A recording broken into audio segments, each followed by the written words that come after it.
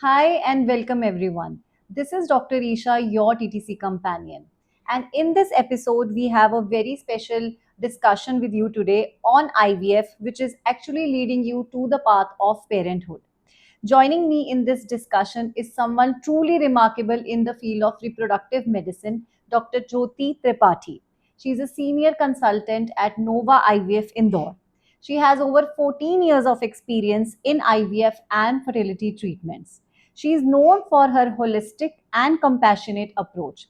She is not only a brilliant doctor, but also a strong voice on social media, and truly, I'm a big fan of your content. Now, Dr. Jyoti, it's a pleasure to welcome you here. Please tell our audience something about you. Thank you, Dr. Isha. And what should I say more? You have already given more than enough description for me, and that was really warm from your side. And I should actually thanks Dr. Isha for having me here. I have been admiring the amount of guiding and supporting work you are doing on social media as a fertility coach. So I'm quite sure that today, whatever we'll be adding on this conversation will add value to everybody who is in their journey to parenthood. Absolutely. Thank you so much, Dr. Jyoti, about your introduction. Now, the first question that is, it's all about the basics of IVF. Now, many women hear about IVF, but they don't fully understand what it involves. So, Dr. Jyoti, what exactly is IVF? So, Dr. Aisha, this is something which I think daily in the OPD when we are seeing patients every day in and out, we are talking about. Right. So, today, the first thing I'll say is when any couple who enters a fertility clinic and somewhere deep in their heart, they have some hope, but at the same time, there's a pinch of fear. Yeah. IVF hai kya? What is going to happen? Is everything normal? Is the baby normal? Is the Right. process normal? Hmm. So let's demystify a few things. So today we'll take it in step-by-step manner. What is IVF and how is the process about? So IVF is called as in vitro fertilization. Yeah. अगर simple भाषा में कहें कई लोग इसे test tube baby बोलते हैं. So क्या IVF में actually there is some test tube baby thing? No. So in vitro means a glass in Latin. So everything happens in a glass dish inside the laboratory. So in the process of IVF, it is a very simple advanced scientific technique in which we fertilize the woman's egg with husband's sperm. Wherever it is, the husband's sperm can be used. And yes, in some cases, we do need donor sperms too. Right. So these fertilized gametes are grown in an incubator inside the laboratory. And once the embryo is ready, this embryo is transferred inside the woman's womb, where it will grow for the next 9 months, and eventually the baby will get delivered. Right. So, simple bhasha mein, we are just creating a life which was not being able to grow inside you in your natural conception. Yeah. So now, as we understood, we have to fertilize the egg with the sperm. Yeah. So for that, first we need to grow the egg. Right. So the process of IVF is not कि you just step in और हमने egg just निकाला and sperm से inject कर दिया. There are certain meticulous things which we need to check and monitor. Yeah. And the most important thing is pre-IVF evaluation. लोगों को लगता है मैम हम आ गए हैं आज हमारा IVF कर दीजिए. So Dr. Isha, firstly we evaluate the couple. So we go through all their old medical records. We see what has been done in the past. Right. What was the hurdle because of which they could not conceive. And accordingly, we plan certain investigations. Both partners, like the wife will have to undergo certain blood tests, hormonal investigations, ultrasound. And husband will have to undergo a small semen analysis along with few blood tests which tells us about whether there are no infections in the body. Once everything is set, that is the time as a fertility consultant, we formulate a plan. What will be the right way ahead? So once everything is done, then in the subsequent menses, from the second or the third day, we start ovarian stimulation. Right. This is the first step of the IVF process. Now, ovarian stimulation, see, naturally, it is very important to understand, naturally, only one egg is released from the ovary. Yes. During the process of IVF, what we are trying to do, we are trying to grow multiple follicles in the ovary. for which the woman has to take certain hormonal injections. Hmm. These injections are roughly given for around 9 to 10 days. Okay. And you have to take it daily. Hmm. Now the word injection is always painful. Oh my Yeah. God, it will be so painful. So see, in olden times, there were only intramuscular injections. Right. But now we have so many different combinations where we can Okay. give subcutaneous injections Okay. through a thin, small needle. Needles. Yeah. In fact, there are so many couples who, they self-inject themselves. Yes, So- I've seen those videos. Yes, Right. absolutely. Hmm. So it is not, yes, you will definitely feel a prick, Feel, yeah. but it is something like insulin or diabetes. Yeah, I was about to come to that. Yes. Yeah. Right. So these injections are given around 10 days. Hmm. And during the process, the goal is to grow multiple follicles in the ovary. Right. How are they growing? What are their sizes? For this, we need to monitor. Yes. And that is mostly done through a transvaginal ultrasound. Ultrasounds. Hmm. Sometimes we do certain hormonal investigations intermittently to assess the response. Okay. So when we do the transvaginal ultrasound, for that the patient has to come to the clinic. Yeah. So over these 10 days, it may be somewhere around 3 to 4 scans. Hmm. Once we see the follicles are ready, that Right. is the time the trigger shot is given. Hmm. Trigger is like, Rupturing the. no, Okay. it is not rupture. See, when you Okay. do, when it is a normal ovulation, Yeah. the follicle will release the egg. Right. During the IVF process, the Yeah. trigger shot is helping in maturation of the follicle. Okay.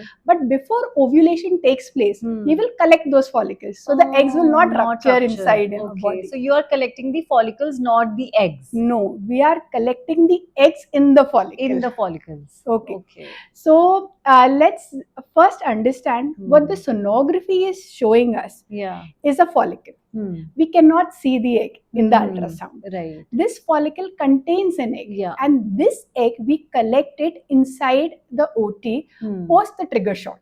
Okay. So once a woman has taken the trigger shot, Hmm. around 35 to 36 hours Hmm. post the trigger shot, this egg retrieval process is done. Okay. So the egg retrieval process is done under a small sedations. Right. It is called as a short GA. Okay. How does that help? See, the fear factor goes down. Hmm. The woman is slightly in sleep, Yeah. so we can easily collect the egg. Right. If I say, if you give a blood sample, Hmm. how does a needle prick you? Yeah. And you collect your blood. Right. Similarly, there is a needle which will prick Hmm. through the vagina to collect the eggs Okay. under ultrasound guidance. Okay. So whatever follicle is, the fluid is there in the follicle, Right. is collected in the laboratory. Yeah. And once the fluid is collected in the laboratory, Hmm. now starts the role in the laboratory of creating life. Just one question. Sure. Before we move to the laboratory part, you said that egg retrieval is done under a general anesthesia, right? Hmm. So for this, the lady has to be admitted into the hospital, like a So, daycare so procedure. this is a very valid and good question, I Yeah. should say. See, what happens is, since we have given a short sedation, Hmm. the procedure is roughly around 10 to 15 minutes. Right. So after 15 minutes, the woman is a little drowsy, Yeah. because she to become fully alert, she Yes. will take some 3 to 4 hours Yeah. time. Post 4 hours, she is discharged. So you do Hmm. not need to stay in the hospital. Hmm.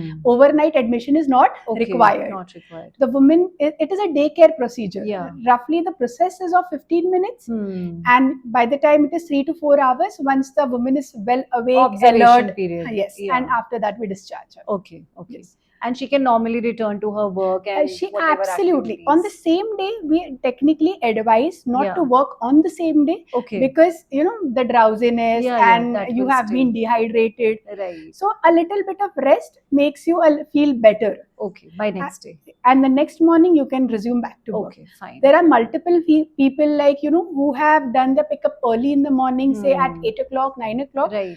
So now in the second half they do join work. Okay. So if it is very mandatory, we can definitely think about it. Otherwise, the day rest is a much better option. Got it. Like it gives you a little time to emotionally recover. Right. See, IVF is just not about the process. There are so many emotional things going on at the Yes. same time. So we that is a part of the emotional healing and Of the physical course. well-being. That is really important, especially when you're going through IVF. You have very Absolutely. high hopes from the process. And I'm sure the advances in IVF has, filled life of millions of couples worldwide. Absolutely. So it is a procedure where nothing is working. It brings hope and adds joy. Yeah. So, Dr. Isha, like we were trying to understand what is done in the laboratory. Yeah. So the follicular fluid that Yeah. is collected Right. is screened in the laboratory. Okay.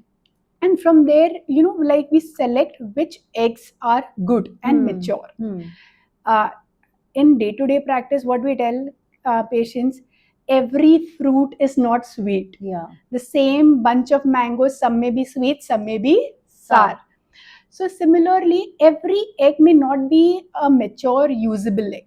So the eggs are denuded and they are separated and segregated. Right. The mature eggs are injected with the partner's sperm. Right. So in olden times, ICSI was not possible, but in newer times, the advances in IVF has given us one step ahead, Right. wherein one egg is injected with one sperm. Okay. So because of what is happening, every egg and every sperm can be used. Yeah. Even in patients who have very less sperm counts, there also IVF is a boon, wherein Right. we can select individual sperms and inject inside the egg. Yeah. With the injection of egg inside this, with the injection of sperm inside the egg, this is done in the laboratory in a micro manipulator in a dish. Okay. And eventually starts the journey from here. Right. Wherein fertilization to growing of the embryo for roughly 3 to 5 days inside the incubator. Yeah. There are several hours intermittent check. Instead of going into the deeper details, okay, how it is checked, let's understand, like in olden times, the embryo could be grown only till day 3. Okay. But in newer times where science has advanced, we can culture the embryo till day 5, which is called as a blastocyst stage. Yes. So, Dr. Isha, blastocyst, in natural conception, when a woman conceives naturally, what happens is the embryo travels from the fallopian tube towards the uterus at day 5, which is a blastocyst stage. Right. So, blastocyst is helping us in better selection of embryo and increases the chances of pregnancy. Yes. And now comes the big day when your embryo is ready. So the big day comes with big decisions. Whether should we transfer this embryo in the very same cycle, which is called as fresh embryo transfer, or should we freeze the embryo and transfer in the subsequent cycle? So the process of transfer is very simple. It is a very gentle process, which is roughly around, say, 5 to 10 minutes, which is done under sonographic guidance, for which you do not need any anesthesia also. So during the process of embryo transfer, the fertility specialist will look into the condition of the patient and the embryo and take a call. What is better? So what happens is, say if the hormones were high during stimulation, it could be high for multiple reasons, and the most common one being is the body has overworked. It is giving you multiple follicles. When there are multiple follicles, there is a high tendency that the hormones may grow high. So in that case, if we transfer a good embryo also inside the uterus, the chances of conception will go down. So in order to optimize the chance of success, in such conditions, we freeze the embryo, give the body a space out of, say, 1 cycle, and then plan the embryo transfer. Okay. This is one of the most commonest indication for embryo freezing. But other than that, there are several other things also which may lead to a plan of frozen embryo transfer. Say if there are certain genetic conditions in the family, and you want to screen the embryo whether the embryo is normal or not, or if the woman is beyond 35 years of age, and we have to select a healthy euploid blast, or the uterine lining is not very good. So there are several other conditions in which we take a call whether it is a fresh transfer or a frozen transfer. frozen embryo transfers have better success rate in such Yeah. scenarios. Right, right. So this is a process how we start the ovarian stimulation to transfer of the embryo. But the most emotional part is still pending behind, and that is what is the result of this transfer. Of So course. once the embryo is transferred, so when we do a blastocyst transfer, the earliest we can check whether the blastocyst has implanted inside or not is roughly around 10 days. Okay. But most clinics take a window of 15 days. So it is the 2-week wait. Yes. Wherein after 2 weeks, we see, we do a small blood test, which is called as the beta HCG, which tells us whether the pregnancy has been possible or not. Right. During this, one very common question which we face in our day-to-day practice, ma'am, twins honge kya? So this is something which I hope they don't ask about the gender. So yes, they do. They do. Oh Yes, God. so it is quite. This is something which we handle quite sensitively. Of course. Why? Because we understand that okay, having a child is very important. Yeah. But gender specification, yes, Indian government, the PCPNDT laws are Yes. very clear Yeah. that we do not check for the gender of the embryo. Right. But it's possible through PGT. It is possible, but it is legally not allowed in India. Yeah. So in India, none of the institutes practice gender selection. Okay. Unless and until there is some condition wherein if it is a female child or a male child, and in that case there is a risk of certain genetic disease. Yeah. There are certain diseases which are more common in girls. Right. There are certain diseases which are more common in boys. Got it. And if there is a family history, yes, that if this it will be a boy or it will be a girl child, and there will be a risk of this disorder. Right. Yes, in that case, it is legally possible to select that healthy embryo which is free of that disease and not for the gender. Okay, understood. That makes sense. Okay, so that was a really, elaborative description of IVF that Dr. Jyoti has given us. That brings me to my next question. This is the most common question which is asked in my community, that should I go for IUI or IVF? So can you help us understand the differences between IUI and IVF? Yes, I think this is something even which we in a clinic, like when we are consulting patients and they come with this query, कि ma'am क्या हमें IUI करना चाहिए, and why IVF and why not IUI? So like we already understood what was the process of IVF. We saw it is an advanced process wherein we are creating an embryo, Right. and that embryo is transferred inside the uterus. So since it is, like when I say, when I explain it in my day-to-day practice, I say it is a ready food. All you have is to chew that food. Yeah.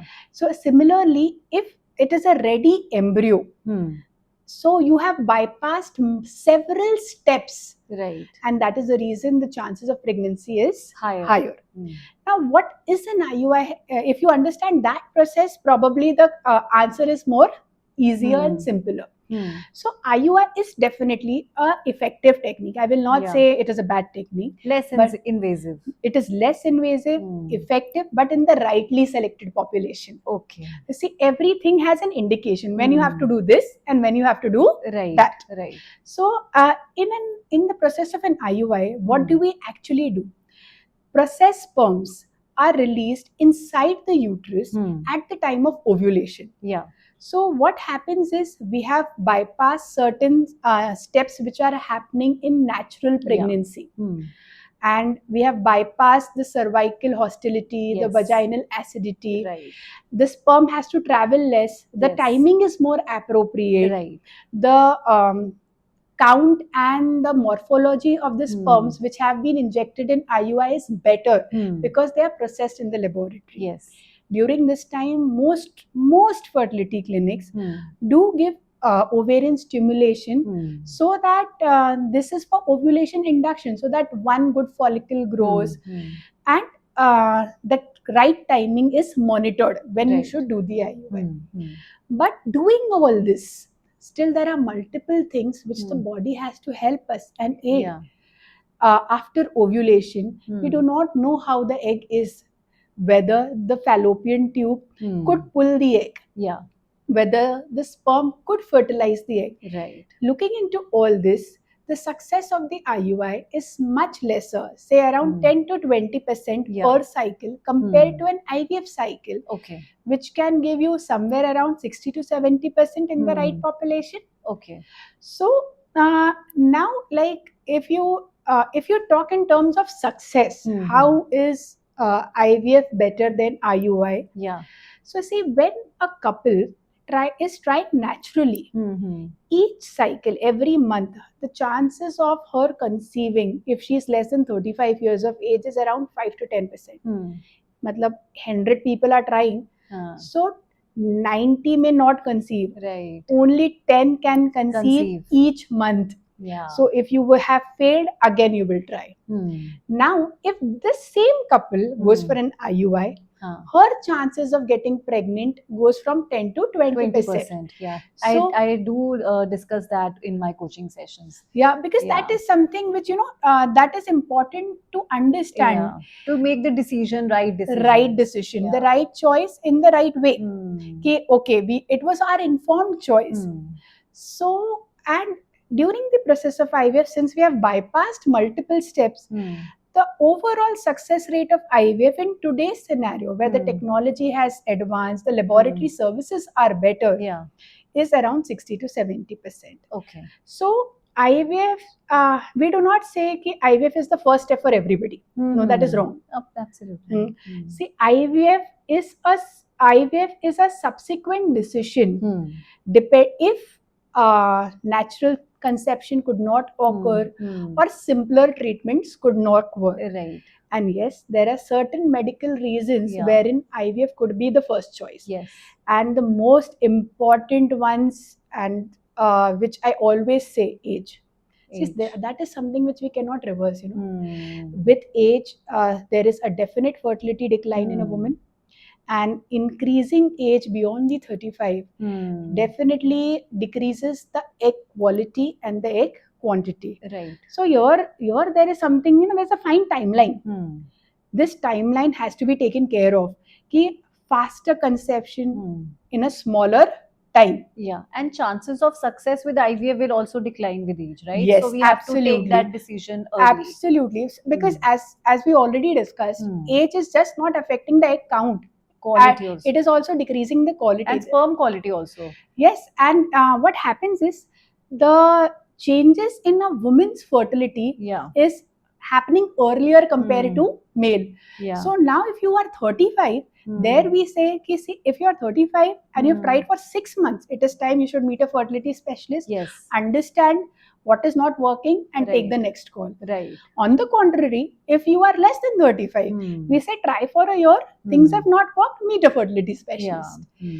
Other than age, there are certain important medical reasons where IVF is the first choice. Blocked fallopian tubes, very poor sperm count or motility. If repeated IUIs have been failed, if you've already failed 3 to 4 IUIs and you do not know what's not working, it is a time where you take the next step and improvise your chance of getting pregnant. There are certain males wherein there are no sperm, zero sperm count, which is called as azoospermia. Severe endometriosis. Such patients should not waste time on trying natural conception or going for simpler treatment options. Their IVF can be the first choice. Okay, understood.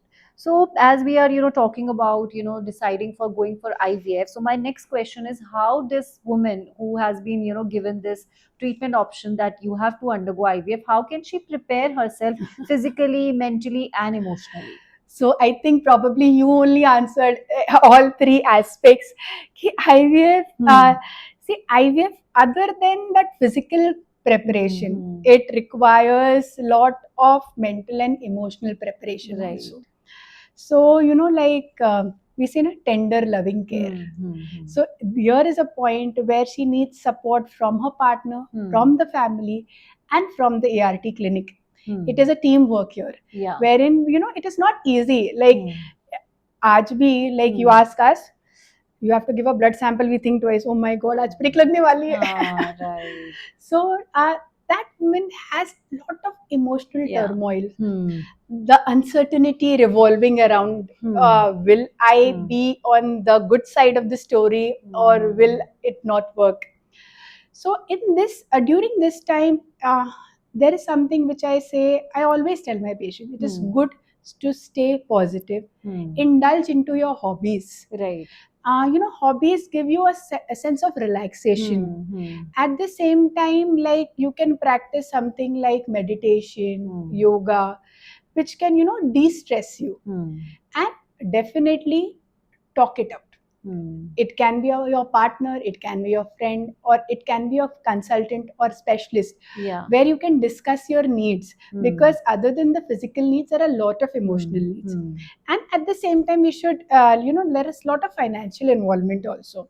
So it is very important for the ART clinic to be very open, communicate openly. Okay, Right. this will be the structured expected finance, so that the couple can, pre-arrange things and then move ahead. So Dr. Isha, as we discussed, ki other than the emotional and financial aspects, there is, the success of the IVF is fairly dependent on the body, wherein lot of physical needs has to be fulfilled.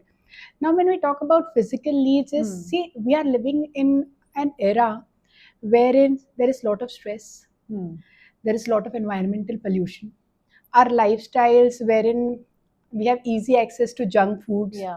So we have to make certain changes prior to planning this. And how does that help? That can overall help in your reproductive system, Right. and your outcome.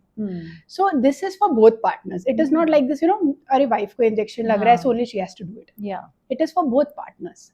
So in that, what is important is, the foremost is the lifestyle changes. Eat healthy, exercise regularly.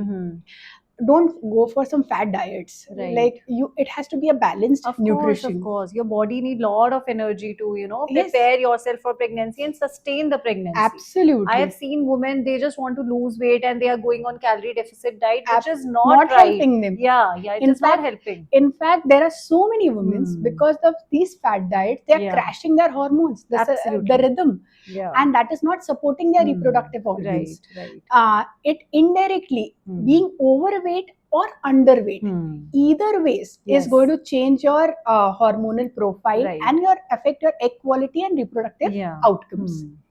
So along with a balanced nutrition, a healthy diet, exercise, see, today the exposure to alcohol, smoking is more. We see even younger population who are, binge smokers and drinkers.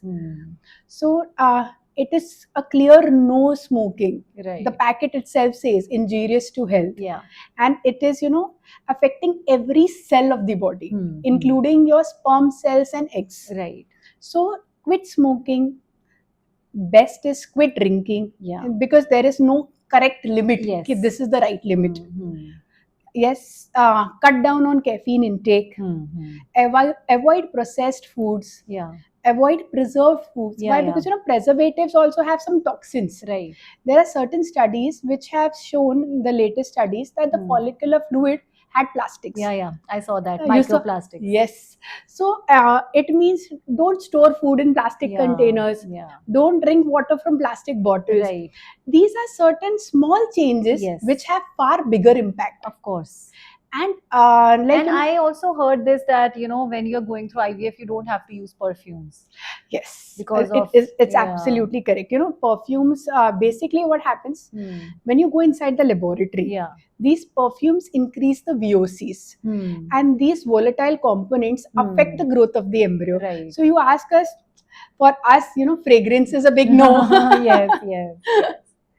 Understood. So that is really helpful. I mean, helping you, the tips that you have given us, I think it's going to help a lot of women prepare themselves physically, emotionally for IVF.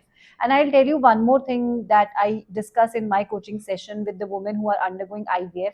As you mentioned, this 2 week wait period is like really hard. You're always thinking about the result, what will happen, if I'll be on this side of the story or Or that that side, side of the right? story. So I always tell them that you have a mindset of a child who had just given their exam, right? Now you have given the exam, the child has given, now their result is after 2 weeks. For these 2 weeks, the child is not going to think about the result. They will enjoy, they do whatever they want to do, watch television, play games, Yes, just focus absolutely. on their life. He will be worried about the result just one day before. Oh, am I going to pass or am I going to fail? So I always tell them, you keep this mindset in your, when you're going for IVF, you enjoy, you focus, you are losing your life. Okay, if you're just thinking Absolutely. about the baby and everything, you are missing the days on your life. This is your life. Absolutely. In You fact, have to be grateful and you have to, enjoy your life. absolutely. Yeah. And like what you rightly said, you're Yeah. losing on your life. We have Right. seen couples who come to the clinic and Hmm. everything around them is around having a baby. Yeah. What about your personal relationships? Exactly. How well are you giving time to, what is the quality of time you're giving each other? Right. So that is equally Yes. important. Important. Other than these general physical things which we can help the patient, Hmm. there are certain prenatal vitamins which we Hmm. recommend Hmm. couples to start who are Yeah. planning fertility. Yeah.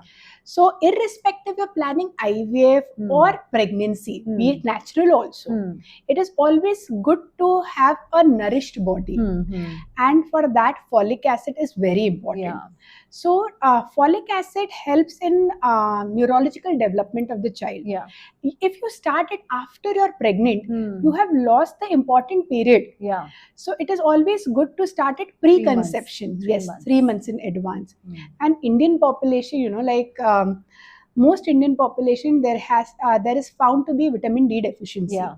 So it is good to get it assessed Right. and take vitamin D supplements, Yeah. because vitamin D is indirectly boosting the cells of the body. Yeah. It improves the sperm quality Yes. and the general health, and it also decreases the chances of abortion. Right. Um, these days, we as fertility specialists do recommend taking certain antioxidants, Hmm. because the oxidative stress is damaging every cell, Cell. and the most delicate cells in our body are the sperm cells and the egg cells. Okay. But yes, I would not suggest to go on Google and Amazon and just pick up few products Right. and start. Right. It has to be evaluated, the dose Yeah. has to be decided, and then it has to be Right. planned. Right. So only be prescribed by healthcare professionals. That is the best way to take it. Yeah, understood. So now that brings me to my last question for the session today.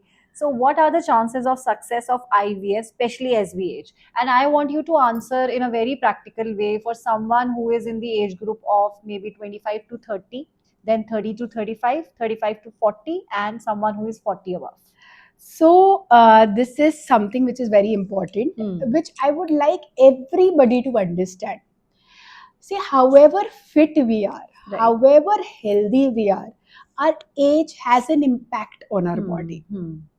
So with increasing age, there is a fertility decline, more so for the female partner. Yeah. So there are well-established studies all over the world which say beyond the age of 35, there is a rapid decline both in the egg count and the egg quality.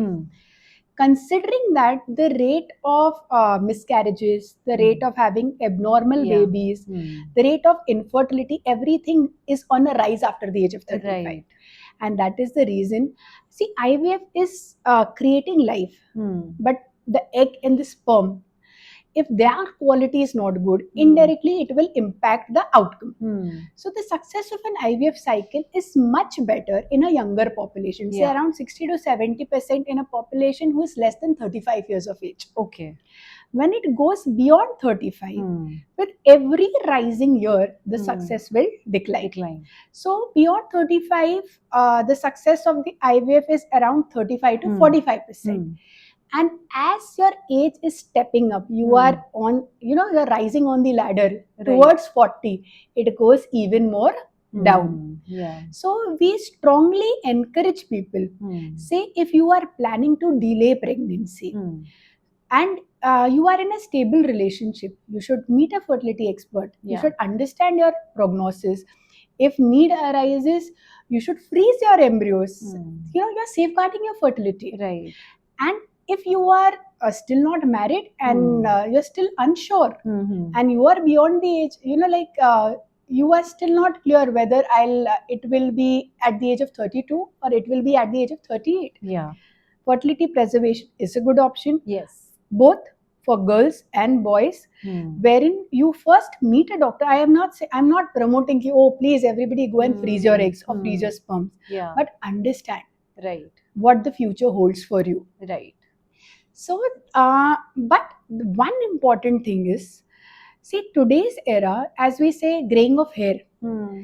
Somebody has a gray hair at the age of 25, Yeah. and somebody is still not having a gray hair even at the age of 38. Yeah. Means aging is different for different Everyone. bodies. Yeah. So we cannot predict. Sometimes even younger women come who have less eggs or poor quality Right. eggs. So there is, no one size fit for all. Yeah. Not everybody will have 70% or everybody will have 60%. Yeah. It definitely depends upon the gamete quality and the overall fertility and reproductive health. Right. Right. And it is influenced by your diet, your lifestyle, your Everything, environment, how much stress you're taking. So everything. it is all See influenced. slow and steadily the epigenetics is changing. Today the exposure, you're eating healthy, but the environment has so much of pollutants. We have Pesticides and all. thousands of chemicals around you, Right. and you do not know. It can be coming from your water, right, or it can be coming from food, because so many pesticides and everything are being used. Right. Understood. So I think this was really, really helpful discussion, Dr. Jyoti. But in this segment, we are also taking two questions from the audience. We had asked these questions on the broadcast channel, and Okay. these women would really like to have your opinion on the same. So the first question is from this woman. She has been married for 6 years and she is trying to conceive from past 5 years. 3 failed IUIs have been done for her, and now doctor is suggesting that IVF is her only option. She is overweight and her weight is around 112 kg. Now, is there a possibility that IVF is her only choice since 3 IUIs have been failed? So here there is something which I would love to have known. What is her age? And see, there something which is very important here is her weight. Yeah. If you see, she is grossly overweight. Yes. So she is in the morbid obese category. And obesity definitely impacts fertility as well as pregnancy outcomes. Of course. So decreasing weight is a very good option for her. And this should not be with fat diets or extreme level of exercises. She should have a balance of food plus exercise, and she should cut down her weight. In that, even a weight loss of 5 to 10%, just 10%, improves the overall fertility and increases the chances of conception. Other than that, now when we see she has 3 failed IUIs. So as we had discussed in our earlier discussions, see, if there is a repeated failed IUI, in that case definitely IVF gives you an extra edge. Why? You can bypass several steps which are not taking place inside the body, and you can assess a good embryo and transfer that. During this, it is important, if she is planning to think of a repeat IUI despite having 3 failed IUIs, it is important to re-evaluate every parameter. How is the tube? How is the sperm? How is the overall health? What is her egg reserve? Because if they are not on the good side, IVF is a right option. Before it is delay, it is right to take timely action and complete the family on time. Sometimes what matters is the time. Timely decision has a very good impact on your outcomes.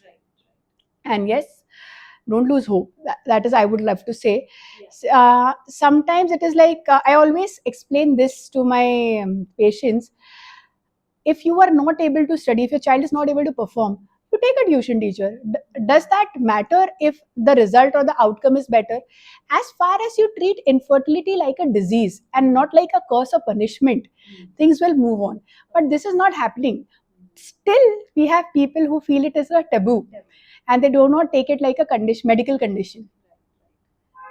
I was able to recall this conversation with one of my, person that I was coaching, and she said that no, ma'am, I don't want the IVF. IVF babies are not normal. I want a healthy baby. And I was like, no, this is a big myth that you are living in. IVF is a boon for couples, who are So, not able to conceive naturally. hmm, This is your personal decision. You want to try naturally, you take your time. right. But don't say that IVF babies are not normal. So for this, I will only say, see, millions of babies worldwide have been born through IVF. In fact, the first child who was born through IVF, Louis Brown, is I think approximately 46 years of age, and she is healthy and she has her own babies. So IVF is a support, a scientific support to people who are not able to conceive naturally or with simpler treatment options. Okay. Now the last question from the audience is that after IUI, how to check whether IVF is suitable or correct for me? Age is 32 and husband's age is 34. So, so say you have undergone an IUI and things have not worked. Now, I think that is what I normally suggest all my patients, that it is time to reevaluate. It is time to understand what has not worked. Say if everything was okay, your tubes are good, your sperm counts are good, it is like an unexplained infertility, and it is only one IUI failed, and your age is favorable, yes, you can definitely give a second shot. But say if things are in that time sensitive zone where egg counts are less, sperm counts are not very great, the tubes are not very healthy, or there is underlying some medical condition like endometriosis, this is a situation wherein you can discuss with your fertility specialist, is IUI the right choice, or should I consider IVF and move ahead? See, IVF can, it is time to pregnancy also that matters. There are couples who have been trying for years, 10 years, 12 years, 15 years, with medical management, hormonal injections, and they have not conceived just because they could not take that one big step. Okay, so that answers your question, and thank you so much, Dr. Jyoti. This has been really informative and reassuring session for all the people who have been watching. You have explained IVF so clearly, and I'm sure this will help many women to feel more empowered on their fertility journey and also take the right decision at the right time, as she mentioned. So, any ending notes from your side? First, I would like to thank you, Dr. Isha. Like, it is a pleasure to have such an informative and interactive session. And, it is so good, women supporting women. Like, the kind, I admire your work, that the way you are trying to, guide people come out and take decisions.